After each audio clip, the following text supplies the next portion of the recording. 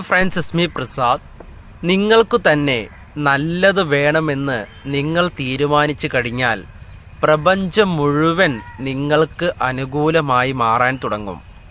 എപ്പോഴും നമുക്ക് നല്ലത് മാത്രം സംഭവിക്കുകയും നല്ലത് മാത്രം ലഭിക്കുകയും നല്ലത് മാത്രം കൊടുക്കുകയും എപ്പോഴും നല്ലത് നല്ലത് നല്ലത് എന്നതിനെക്കുറിച്ച് മാത്രം നമ്മൾ ചിന്തിക്കുകയാണെങ്കിൽ ഈ പ്രപഞ്ചം മൊത്തം അനുകൂലമായി അല്ലേ, നമുക്ക് നല്ലതേ തരുള്ളൂ. അതുകൊണ്ട് ഒന്നുകൂടെ പറയാം, നിങ്ങൾക്ക് തന്നെ നല്ലത് വേണമെന്ന് നിങ്ങൾ തീരുമാനിച്ചു കഴിഞ്ഞാൽ പ്രപഞ്ചം മുഴുവൻ നിങ്ങൾക്ക് അനുകൂലമായി മാറാൻ തുടങ്ങും.